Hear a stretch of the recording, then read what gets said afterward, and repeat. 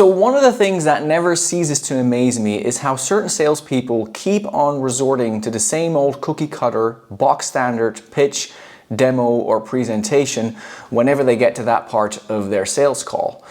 I mean, to me, that's a bit like trying to get better at darts by practicing with your eyes closed.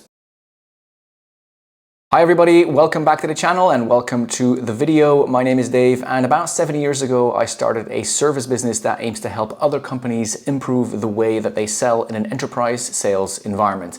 This channel will hopefully become a bit of a platform to be able to share some of the things that we've learned over the many years that we have been in business. If you think that that might be of value to you, check out some of the stuff on the channel, and then if you think it is any good, consider subscribing and definitely get involved in the comments if you have any questions. So the topic of this video is a bit of a complicated one, if I'm being perfectly honest. It's a change or a transition that I've seen quite a few of our clients struggle with. Yet when they do crack it, when they do seem to be able to make that transition, it completely changes the game for their performance on the actual sales calls during the actual sales meetings. So we know that asking questions during a sales call is important. We all know that.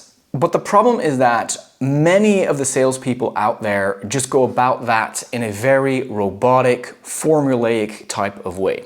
It's almost just like a step they have to tick off the list. They just go through it, and once it's done, they go on and they just resort to delivering the same old presentation, the same old pitch, regardless of what the answers were to the questions that they asked in the beginning of the interaction. Kind of begs the question, why would you ask the questions in the first place if you're just going to do the exact same thing that you always do? So what ends up happening is that if you're lucky, your pitch and presentation will address some of the things that drive and interest your prospect.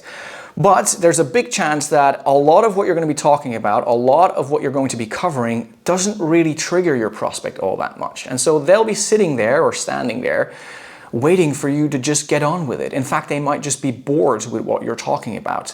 And I can tell you, that's not a great way to go about having a sales conversation with somebody. It's not a great way to instill a deep-rooted level of interest and a deep-rooted desire to move the conversation forward with you. So wouldn't it be better then if you can present your product, your service, pitch it, demo it in a way that is catered to your prospect, in a way that talks directly to their situation, that has them sitting on the edge of their seat? I think it would. And is there a way to go about that? Absolutely yes. And it involves doing three things. So the first thing is actually asking the right questions. You have to review, analyze, and curate the list of questions that you currently have at your disposal. You have to make sure that you fine-tune them so that they are actually created to deliver the types of responses that will become ammunition, that will become valuable input for you later on in the sales call. You have to make sure that that list of questions is so locked in, so tuned, that it has the potential to deliver all the information that you need to know the situation of your prospects, to know what actually drives them, to know what their environment is like, and to know what matters to them. What is it that has them waking up in the middle of the night screaming? What does the ideal solution look like to them? You have to gain crystal clarity on what they find themselves in. And the way to do that is by asking the right questions. The second thing you have to do is you have to actually listen. You have to listen with intent. And the only way to do that is by having a deep-rooted desire to actually figure out what drives them. What is the most important thing to them? It's only in listening in that way that you will be able to bounce off of a particular reply that's been given and then ask a follow-up question, a probing question.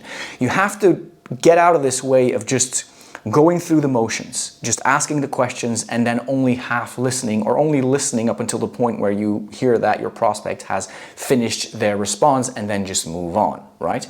You have to listen with an intent of wanting to truly understand the person that is in front of you. One of the things that really drives me up the wall is when I listen to recordings of sales calls and when salespeople ask a particular question, an open-ended question, and their prospect is particularly chatty and they kind of deliver the jar of gold. They outline the situation, they talk about their problems, and then the salesperson goes on to the next question on their list, asks a question that was already answered with the rant that the prospect gave in response to the first question. And they're going to go, well, I've already answered that. And if they're being kind, they'll just say the same thing again. If they're not that kind, they'll basically call you out on it. But either way, it's not a great way to start your sales call, and it's not really going to make them think that you have their best interest at heart. It's not going to make them think that this person is actually listening to me, and it's not going to make them think that you are a potential solid collaborator moving on into the future. See, if you're able to move into a situation of intensive, active listening, it will already change the dynamic of the interaction. People can sense that, they can feel it. They can feel it when you're actually trying to deeply understand what drives them. Just as much as they can feel it when you're just asking questions for the sake of asking questions. The way that you do that will already change the dynamic of the conversation. You will already start feeling that the level of confidence, the whole vibe of the conversation will change if you only simply change the way that you listen. If you change your mentality, and if you change the way that you are really deeply trying to understand what drives the prospect. And the third thing you have to do is you have to customize your pitch on the fly. Now, granted, that is the most complicated thing of the three, but once you get this right, your sales calls will be absolutely flying. So what you want to do is you want to use the input and the intel that you've gathered throughout your questioning phase, and then you want to change your demo, presentation, or pitch right there and then. You want to only talk about the things that your prospect has addressed. You want to talk and showcase the things that are a solution to the problems that the prospect has pointed out. You want to avoid talking about the things that don't really matter all that much to them, because that will bore them. You want to talk about the things that are relevant to them. And if you do that correctly, your prospect will sit there, listen, and think, wow, this solution seems to have been built just for me. I'm of course exaggerating, but that's the kind of vibe that we're going for here. If you don't do that and you start talking about features and functionalities or aspects of your service that, yeah, might be nice but aren't really relevant to them, they're just gonna be sitting there going, that's all good, but why does that even matter to me, right? And so many people, so many salespeople, so many founders, so many business owners just do that. And I get it. For founders, and particularly for SaaS founders that have spent a lot of time building a product, a SaaS product that they're probably very rightly proud of, it's difficult because you kind of have to kill your own darlings a little bit, right? You have to avoid talking about some things that you're quite proud of that are potentially of great benefit to other people, but not to that person that's sitting in front of you, right? You have to be very selective, as difficult as that is, because it will improve your sales call performance. You got to remember, it's about them, it's about the prospect. It's not about you, and this is not a platform for you to showcase your subject matter expertise across the board. So I want to give you one quick example from the agency side of our business, just from a high level, broad level point of view.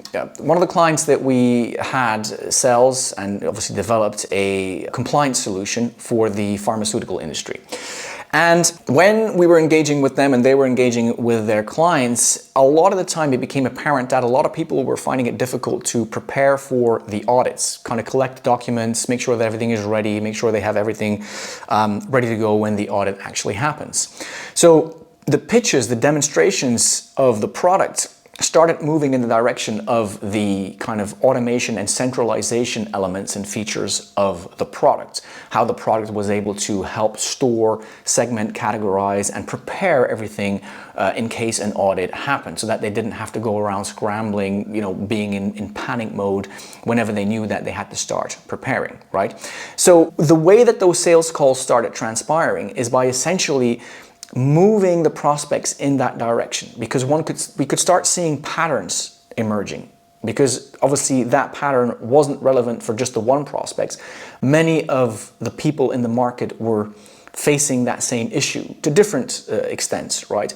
And so what we were able to do is we could start curating and kind of catering and developing the questions early on so that they would try and move the prospect in that direction.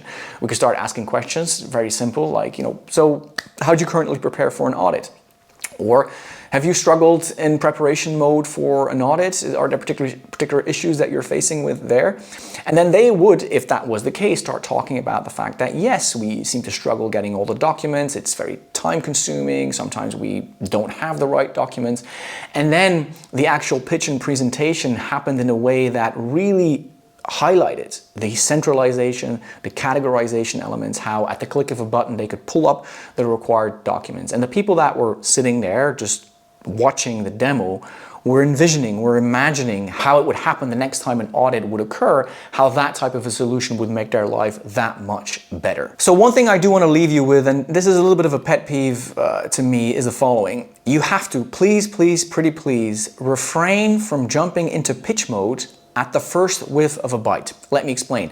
When you are in questioning mode, you are only in questioning mode, right? You ask the questions, you are in diagnosis, analysis mode. When you receive an answer to a question, you will probably think at some point, gotcha, I can now talk to you about something that will help you remedy what you've just told me. You have to not do that because there's a time and a place for that. That is not the time and the place. The time right there and then is to let your prospect talk, to let it get off their chest. If you jump in when you receive an answer that you know that you can help them with, you're basically cutting them off mid-flow, right? And you're not allowing them the space and you're not giving them the room to properly express and explain themselves. So you have to collect that information, store it in your head, and then when it's your time to pitch, to present, bam, that's when you deliver the blow. That's when you actually talk about what matters to them. The times that I've seen salespeople just jump in and start going into pitch mode when the questioning part of the sales call isn't nearly halfway there, it's unbelievable. And it kills sales calls time and time again because it leaves the prospect hanging. It leaves them with a sense of, I haven't been able to properly finish my story, right? And that's not the right foundation for effective conversions. So there you have it for this video, pitch customization for the win. I can guarantee you that. If you liked the video, a thumbs up would be massively appreciated. If you like some of the stuff on the channel and if you want to stay posted for more of this, then please consider subscribing. That would be very kind of you. The only thing that's left for me to do is to thank you for watching. Enjoy what you're doing today, be productive, and I look forward to seeing you in another video. Bye-bye.